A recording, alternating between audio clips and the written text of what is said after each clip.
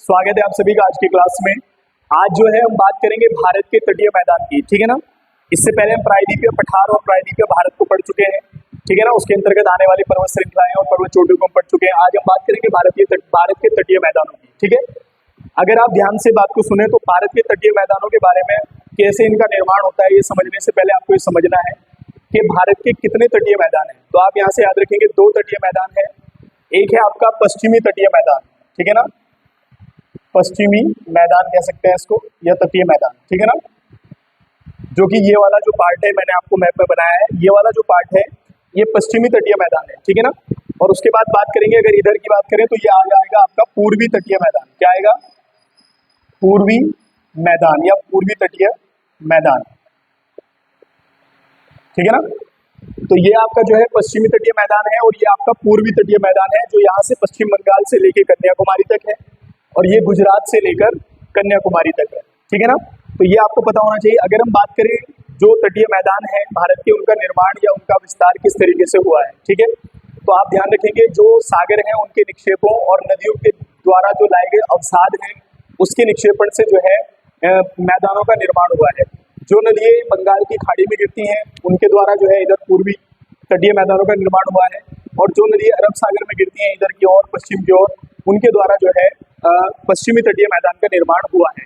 ये आप याद रखेंगे, सागरों के द्वारा या फिर नदियों के अवसादों के द्वारा मैदानों का निर्माण होता है, ठीक है ना।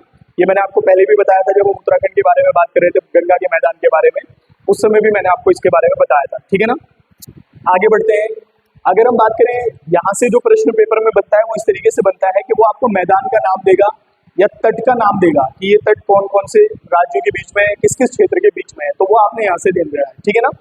अगर हम बात करें, सुनना ध्यान से, गुजरात से और दमन तक जो मैदान हमें देखने को मिलता है, ये वाला जो मैदान है ये आप जो देख रहे हैं, गुजरात से लेके दमन तक का जो मैदान है ये आपको दिखता है, तो इसको कहा जाता है कठियावाड़ तट, कठियावाड़ या कठियावाड़ी तट। ये आप यहाँ से याद रखेंगे, ठीक है ना। कहाँ से कहाँ तक का है ये? तो गुजरात से दमन तक का जो तट है उसको कठियावाड़ तट के नाम से हम जानते हैं, ठीक है। यहाँ से आप याद रखेंगे कौन सा तट है ये, तो याद रखेंगे कठियावाड़ तट है, ठीक है ना। उसके बाद अगर हम बात करें दमन से लेकर गोवा तक, ये जो आपको दिख रहा है दमन से लेकर और गोवा तक, तो इस तट को कहा जाता है कोंकण तट। क्या बोलते हैं इसको? कोंकण तट, ठीक है। तो अभी आपने जो है गुजरात से लेकर दमन तक के जो तट था उसको हमने कहा कठियावाड़ तट, और फिर दमन से लेकर गोवा तक का जो तट है उसको हमने कहा कोंकण तट, ठीक है ना। आगे बढ़ते हैं। अब आप जब गोवा से बेंगलुरु या मंगलुरु या कर्नाटक की बात करेंगे, जो कि कर्नाटक राज्य में है, यहाँ से ये जो बीच में आपको ये जो तट दिख रहा है ये वाला, यहाँ से लेके यहाँ तक का जो तट है इसको कहते हैं कैनरा तट। क्या बोलते हैं इसको? कैनरा या कन्नड़ तट भी कहा जाता है। क्या बोलते हैं इसको? कैनरा तट या फिर कन्नड़ तट, ठीक है ना। कौन सा? जो गोवा से लेकर और बेंगलुरु तक है इसको कन्नड़ तट भी या कैनरा तट भी कहा जाता है, ठीक है। एग्जाम में पूछा जाता है। उसके बाद अगर हम बात करें बेंगलुरु से लेकर और भारत के दक्षिणतम बिंदु कन्याकुमारी तक, इस वाले जो तट को कहा जाता है, ये जो आपका तट है इस तट को कहा जाता है मालाबार तट, मालाबार तट, ठीक है ना। इसको बोला जाता है मालाबार तट। तो यहाँ से आप ध्यान रखेंगे, ध्यान से सुनना। हमने बात की गुजरात से दमन तक कठियावाड़ तट, दमन से गोवा तक कोंकण तट, और उसके बाद गोवा से बेंगलुरु तक जो है वो है कैनरा तट। क्या है? कैनरा तट। और बेंगलुरु से कन्याकुमारी तक जो तट है वो है मालाबार तट, ठीक है ना। कई बार आता है मालाबार तट का विस्तार कहाँ से कहाँ तक है, किस राज्य में ज्यादा है, तो केरल में ज्यादा है, तो इस तरीके से आप याद कर सकते हैं, ठीक है ना। और उसके अलावा मैं आपको अगर बताऊं, जैसे आपने पश्चिमी तट पढ़ा है, तो इसी तटों के आधार पर जो है हमारे कुछ बंदरगाह पाए जाते हैं, कुछ पोर्ट पाए जाते हैं। जैसे भारत की बात करें तो भारत में 13 बड़े और लगभग 200 से अधिक जो है छोटे बंदरगाह है, ठीक है। जैसे मैं आपको बात करूं यहाँ पर गुजरात की, तो यहाँ पर आपको कांडला बंदरगाह मिलेगा देखने के लिए। हम बात करें महाराष्ट्र की, तो महाराष्ट्र में आपको जो है मुंबई बंदरगाह, नाहवा सेवा बंदरगाह जो है महाराष्ट्र में आपको देखने को मिलेगा, ठीक है ना।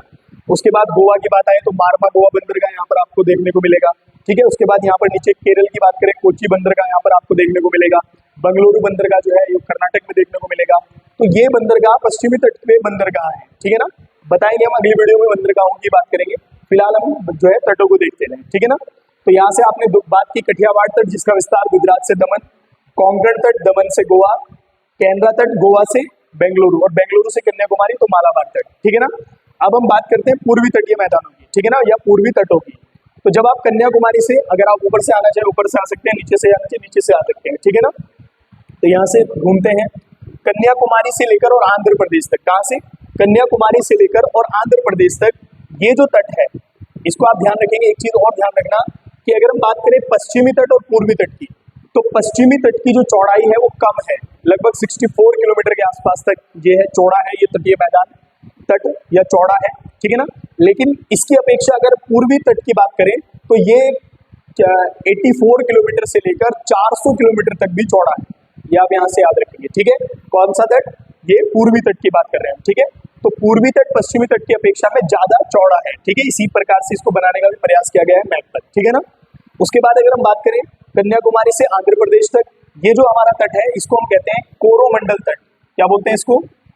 कोरोमंडल तट, ठीक है ना। कहां से कहां तक आप याद रखेंगे कि कन्याकुमारी से आंध्र प्रदेश तक का जो तट है उसको कहा जाता है कोरोमंडल तट, ठीक है ना। उसके बाद अगर मैं यहां से स्टार्ट करूं आंध्र प्रदेश से और जो है गोदावरी के डेल्टा तक, ये वाला जो तट है इसको कहा जाता है गोलकुंडा तट। क्या बोलते हैं इसको? गोलकुंडा तट, ये आप यहां से याद रखिए, ठीक है। तो कोरोमंडल तट पूर्व की ओर है, मालाबार तट पश्चिम की ओर है, ये आप याद रखेंगे, ठीक है। उसके बाद अगर गोदावरी डेल्टा से और पश्चिम बंगाल तक की बात करेंगे तो इस तट को कहा जाता है उत्तरी सरकार तट। क्या बोलते हैं इसको? उत्तरी सरकार तट, ठीक है, ये आप यहां से याद रखेंगे, ठीक है। तो देखो हमने जो है तटीय तट पढ़े हैं। इधर बात करें गुजरात से दमन तो कठियावाड़ हो गया, और उसके बाद यहाँ से कन्याकुमारी से हम आंध्र गए तो यहाँ पर आपको कोरोमंडल तट मिला, फिर गोलकुंडा तट, फिर उत्तरी सरकार तट, ठीक है ना। और इसके अंतर्गत भी आने वाले बंदरगाह जो पूर्वी तट के अंतर्गत आने वाले बंदरगाह हैं, जैसे तमिलनाडु की बात करेंगे तो यहाँ पर आपको एन्नोर मिलेगा, चेन्नई मिलेगा, तूतीकोरिन मिलेगा, ठीक है ना। उसके बाद आगे जाएंगे आंध्र प्रदेश में आपको विशाखापट्टनम बंदरगाह मिलेगा देखने के लिए, पारादीप बंदरगाह जो है उड़ीसा में देखने को मिलेगा आपको, कोलकाता बंदरगाह आपको पश्चिम बंगाल में देखने को मिलेगा। तो ये बंदरगाह इस वाले जो है छोर की ओर मिलते हैं आपको, ठीक है ना। तो दोस्तों मिलते हैं नई वीडियो में जो है बंदरगाहों को लेकर, या फिर जो है उससे अगला टॉपिक जो आपका भारत की नदियां है उसको लेकर, ठीक है ना। तब तक के लिए धन्यवाद।